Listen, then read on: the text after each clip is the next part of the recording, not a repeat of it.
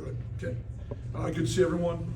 Again, coming off Saturday, you watch it, and what you saw in real time, same things that you see on film. Just not a very well executing offense. I thought at different times we had some positive things happen. We actually did, you got to celebrate all wins. We did a decent job on first down of having some consistent runs, but we just kind of got away from the run game. Need to do a better job protecting our quarterback. We had a long conversation about that. Turn around, handing the ball off to number 2, number 6, number 31. That's a positive thing. We have to find some consistency in our run game. We got to continue to eliminate some turnovers. I know the batted ball, are getting hit at the same time. It's a little bit out of his control, but then the other one, you got to throw it sooner. The receiver was there, and again, you're going to have some of those errors, some of those mistakes. I know he was excited about it. And then we got to help one another out. We got to make plays when we have opportunities to. And that goes back just to the execution piece. I still think we're a solid football team. We have good practices. We change up the tempo of practice. We change up the format just to keep our guys engaged. I thought we had 2 really good weeks. Again, if I knew why players showed up and sometimes we just didn't perform to our capability on Saturday, I'd probably be a millionaire and I wouldn't have to be a head football coach. I could do something else. But again, we're still trying always to find that perfect balance between practice and execution and the amount of offense and or defense that we go into a game with. I thought defensively, we played solid. I thought you saw the attention or the effort to be a better tackling team. Went from 20 plus, 25 or so against Colorado State, and all of a sudden now we're talking about 9 or 10. And so I thought there was concern that the effort showed. And so we just got to continue to work on our weaknesses and find an edge this week. We're playing a really good football team. It's going to be exciting. Again, the Milk Can, a huge rivalry. 2 teams that have really, been towards the top of the league for a number of years. I might be wrong with my statistics here, but I thought I read that Boise had won 8 of the last 10 conference championships or something of that nature, a lot of them. And so if you want to be the best, you got to play the best, and you got to find ways to win. It's going to be a fun environment. I'm sure it'll be a packed house. Spencer does a tremendous job with his kids, and they're going to play unbelievably hard. Coach, your familiarity with Coach Danielson and that staff and the way their football team goes about it, and then just in the history of the Boise State Blue, what familiarity do you have with that history, and then also what Coach Danielson and that staff Well, about? I've gotten to know Spencer a little bit. I know Spencer relatively good. Their co-defense coordinator Tyler Stockton I know pretty well. Eric Shenander. Eric and I worked together at the University of Northern Iowa, and so. Have pretty good familiarity with a couple guys. I think their corners coach, name's missing me right now, used to be the head coach, I believe, at Southern Utah when I was at NDSU. So have a ton of respect for what they do, how they go about it. You watch film, and you can see they put a lot of the details into their work. Their kids play unbelievably hard on defense. Offensively, they're going to force you to defend the entire field. They do a good job with trade shift motion, trying to impact your eye discipline. They got talented players that want to play there. Great venue, great support. They do it the right way, and so it's a model of consistency that I'm sure a lot of people are trying to emulate right now. In terms of just coming into this week, and obviously you continue to say the turn, burn, return saying and just moving on, and how have you seen the players this morning and maybe the messaging, not just to your players but your coaching staff in terms of turning away from that game and moving into this one? Well, yeah, you have to learn from it. Try to figure out why was there hesitation, why was there just the inability to execute consistently in all 3 phases for the entire game. What's holding us back? Is it fear of failure? I don't know. There's a million things, and had a great conversation with some of our vets yesterday. They expressed some thoughts, which was good. We have candid conversation or constructive conversation with our coaches. I just say we got to continue to demand and hold them and lean into why we got here. I mean, there was we were able to put some wins together this year. maybe it wasn't always the prettiest, but we were finding ways to win. And so let's continue to lean on doing the little things right, being fundamentally sound, and if we got to simplify, let's do it. Let's make sure we get out there, we can play fast, we can execute, and let's have some fun doing this as well. I think coming in and this morning, browbeating our players, they were frustrated enough that, again, I think sometimes after the fact, there's two prices you pay. You pay either to prepare, or you pay price of regret. And I don't think any of us want to pay that price. You mentioned you're going to be extremely positive after this game and trying to stay positive in your group, and that approach for you, obviously taking it from your past. Why is that the approach you feel is? Well, and let's not confuse positive with not being demanding. But at the same time, I have to emulate and mimic what it looks like to be a Bulldog, to be successful, because they're watching, they're listening. Again, I probably didn't realize it early in my coaching career, but they pay attention to these press conferences. They're going to see the things that I say. And so if you want a team of go-getters and guys that are going to go compete, then the head coach needs to be competitive as well. And I'm holding myself responsible for what goes on game day. And so we're going to find ways to continue to build and to grow, because all of a sudden you become negative. Any traction or any progress we've made since January gets thrown out the window. The listed attendance on Saturday was over 41,000, but by the end of the game, it was a few thousand left in the stands. Does that inspire you confidence, either positively or negatively, into your team for the next game? Again, Red Wave's tremendous. We got to put a better product on the field, and then they'll stay in their seats, I anticipate. So, sure, I'll take responsibility for not being very many people there. I got to do a better job coaching. Alzillian Hamilton with another interception on Saturday. What have you seen from him throughout the season in terms of leadership and his playmaking ability? Well, he's continued to elevate. He's played better. I think he's getting better and better. He's getting challenged.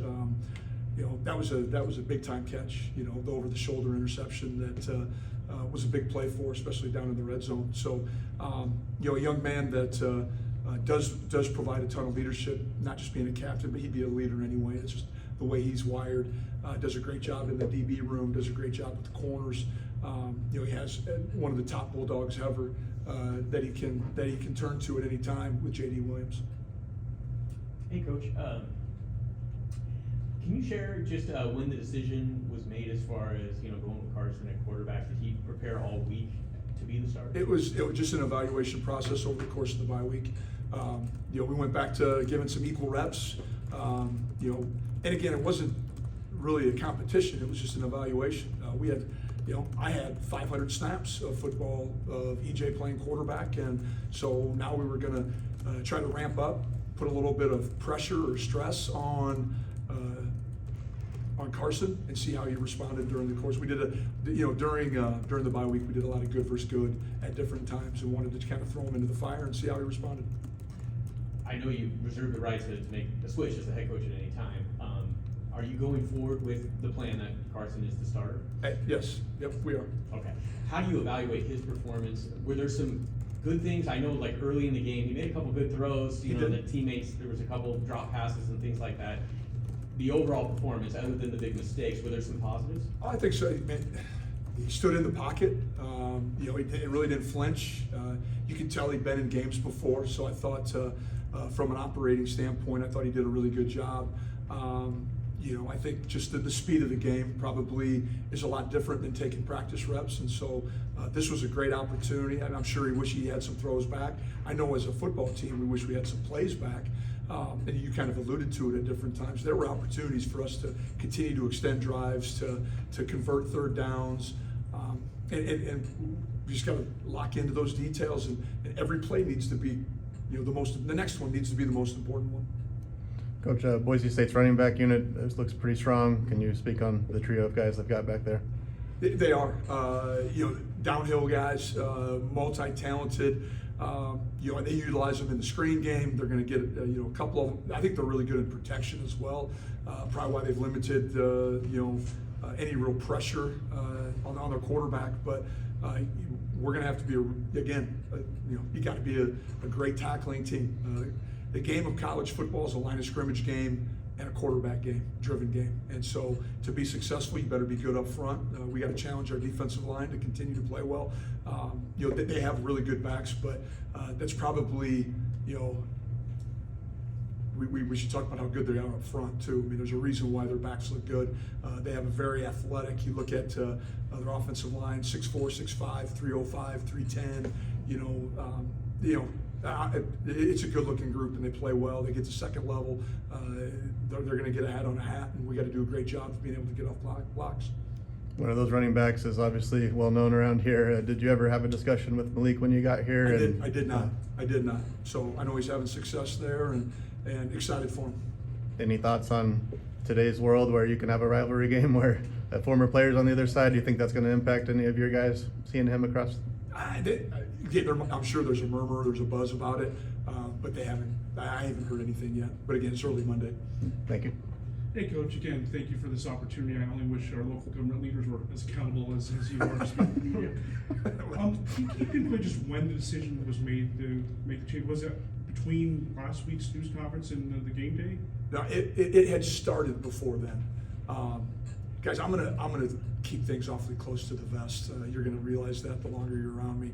I am gonna talk in general terms because the last thing I ever want to do is point fingers at our players. They show up every day. They work extremely hard, and so I'm going to be the one that I'll take all the stress and the heat that comes with being a head football coach. But it started during the bye week, and it took a few days to wrap our heads around it. We wanted to watch it. We wanted to have numerous different situations. It wasn't just where we went out there and said, "Hey, let's just make a change," without throw caution to the wind. Saturday's game, the first drive, you got to their 35, and you chose to punt. Can you just kind of explain the mindset punting at the 35? Well, it was there was 6 minutes left in the first quarter. It was 0-0. Playing thought we could play a field position game, which we did. We punted. I think we downed the ball at the 7-yard line. So I thought we did a really good job. 52-yarder. We're only hitting about 60% of our field goals right now. That's pushing to the maximum of our range. The percentage might even be less at this time. At that distance, there was my thought process. What will it take to spring the running game? We know we got very talented running backs here: Donaldson, Ramirez, and Speedy. Yep. What does it take? Because it seems like Consistency up front. We need to continue to be consistent up front. I see the preparation. I'm out there with our guys every day. I sit in meetings. I watch it. They get every look possible. And then we need to break a tackle or two at some point. It's a complementary game. Our running backs, along with our O-line and tight ends, their consistency up front. We need to be locked into details. Maybe we have too much going in. That's been kind of one of the things that I've talked about a little bit with our staff is do we need to just find what's our edge and what's our approach, and can we simplify the game so we play a little faster, a little more with clarity up front. But Mr. Thunderbird was out of the game last week. How's his health doing? What's his injury, and will he be back? He has an arm injury, broken bone. Unfortunately, will not be back this year. Right, and what can you tell to the Red Wave to continue their optimism? A very tough game at Boise. Yep. What do you say to the Red Wave to make sure they stick with you for the rest of the year? Well, I think I hope that the true football fans out there see that we're making progress, we're growing. It's tough to win football games, and we're proving that, and we need to continue to get better. But I think we were able to find ways to win 5 games. I think there's games out there that we can continue to win. There's not a game on our schedule that we can't win. But there's also, you look at it the other way, there's not a game that we can't lose too. We have to take them one at a time. We're doing a great job in recruiting right now. I think we're trending well. I think people are seeing that there's growth. We're much improved. There's areas of improvement that we need to address, but hard to address some of those right now during the season. Morning, Coach. Morning. What did you hear from Carson after Saturday's game? I think some of the things that I alluded to, it was fast, but at the same time, his preparation needs to continue to grow. There's things that we can help him with on his week. What's his journey look like getting from Sunday to Saturday. How can we help him prepare better? How can we help him prepare like a Division I quarterback needs to?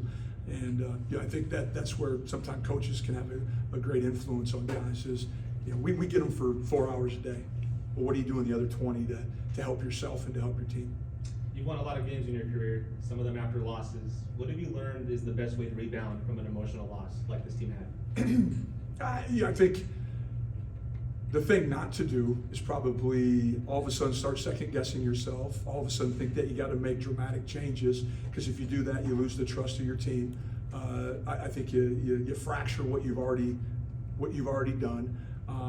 I think you got to lean into who you are and find what your personality is as a football team and challenge them to continue to elevate. The thing we talked about today is we have to compete to the level of the return that we want. And if you want to win, then you have to compete like winners. You can't just show up. And if you want to be a starter, you got to compete to the level of a starter. You want to go to the NFL, then compete to be an NFL player. We got to lose this idea that we're just going to wait my turn, or we got to earn it. As a football team, and that starts on Monday. And you were at Boise State 2 years ago as the North Dakota State head coach. What do you know about that stadium and how to kind of get an edge in there with that blue turf? And That was North Dakota. North Dakota? Yeah, don't confuse those two schools ever again. Have you been to the Boise State Stadium? I have not. Have not? What are you looking forward to with that? I'm looking forward to see our guys playing at a high level. That's all I can do is control us. Coach, you said multiple times you're yearning for the leadership on offense. Even though Carson might have a little bit less experience than guys on the offense, why do you think he might have qualities to kind of give you what you're looking for? Well, you see the way he handles himself and the way he pours himself into his teammates. And I appreciate that. I've been fortunate to be around some very talented quarterbacks in my coaching career. 4 of them are in the NFL right now, and all of them were servant leaders. All of them were professional in how they approached the game and the mental side of it. There wasn't anything there was no stone unturned.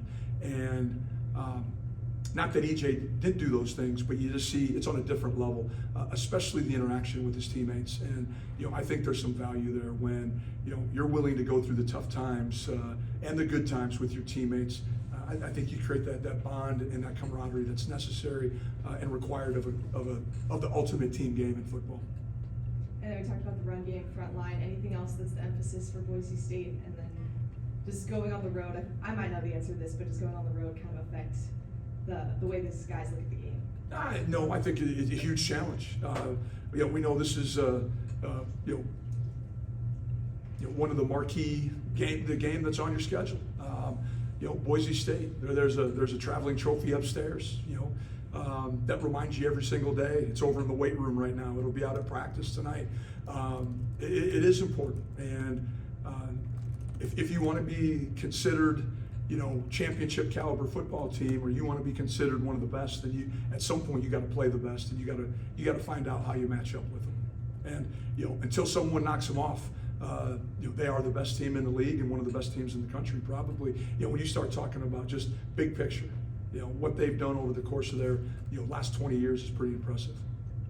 Coach, looking at the D line, what can you say about the impact a guy like DJ Lafitte has given this team?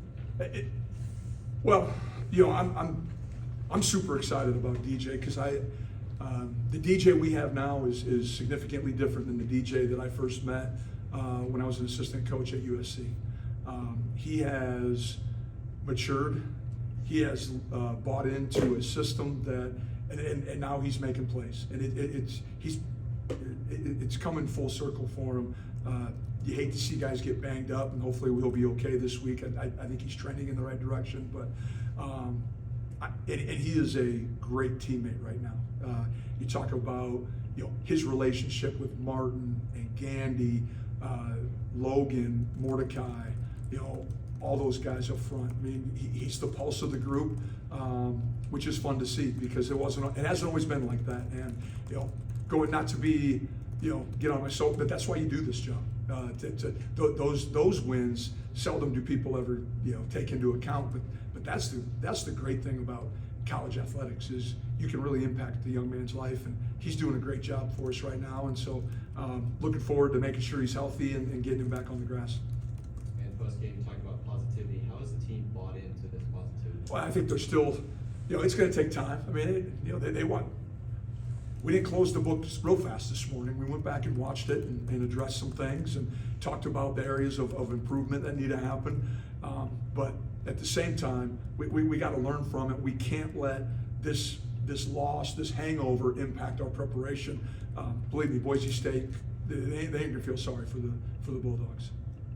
And has there been, whether they're labeled a team captain or someone else, has really stepped up for the locker room? Oh, I think there's been. We have 20-some seniors. I heard a number of different voices after the game step up and address the team. But being a lead, having the title of a leader, captain, probably has lost a little luster these days. It's not as cool as it used to be, unfortunately. I still think there's value, the young men that we have in that role here, but I think the thing that a lot of guys got to understand is when you step up into a leadership position, your words and actions got to match up. And that's a scary proposition for a lot of 18 to 22-year-olds. Coach, you talked earlier about how crucial the quarterback position is in college football. Yep. Give us your take on Maddox Madsen and what he brings to the table for the Broncos. He's a winner. Just the way he carries himself, makes plays, very confident. You can take multi-year starter, understands the intricacies of what they're doing offensively, has seen a lot of pictures, so I think hard to rattle him, hard to get under in his wheelhouse to disrupt him. And so there's been some teams that have been able to get some pressure on him a little bit at times. Moves well. They do a lot of things with the naked, moving pocket, bootlegs, nakeds, sprint out, some dash pass where they're going to try to keep him on the move a little bit. It's impressive what he does. And, he's 2-to-1 touchdown to interception ratio, has a handful of touchdowns with his legs, and 60% completion. I mean, he does a really good job of what they ask him to do and has complete control and demand of what they're doing offensively. And how big of a benchmark in your mind is bowl eligibility? How significant is that as a goal for this program? I think it's significant. It's not a hidden secret that the next one would get us there. And more importantly, it gets us 3 more weeks of development. Gets us 3 more weeks of opportunity to work with not just our vets and to let them go out on top and leave their legacy, but also lets us continue to navigate and develop. We talk about being a premier developmental program. Well, then let's have opportunity to keep developing. Let's get these young kids where they know and they understand. So when we hit spring ball, we start with, we're ahead of the game. We're ahead of the curve a little bit. So I think, as a head football coach, you hate to get too far ahead of yourself, but that's one of the added bonuses of having a 13th game or another opportunity. And believe me, I know the value of postseason. At a different position I held, there was times we had 5 weeks of extra, 8 weeks of extra, development, and that it matters. It matters. I mean, the best way to get better at football is play more football. And lastly, I mean, you talked about leadership, consistency, trust. In a game like this, it seems like belief is important. Yep. So what do you do this week to get your team to believe the Bulldogs can go up there and win? Well, I think talked about earlier, how I handle myself, my approach to the game. I need to reflect that belief, but also a game plan that we can operate at a fast rate, that we feel confident in. And then we have to have a great week of preparation. Preparation creates confidence. And so, again, we need to keep stacking our days. We need to keep stacking good practices together. We need to find what our edge can be in this game. And we need to make sure our players understand thoroughly what it looks like to be successful. Awesome. Thanks, Coach. Thank you.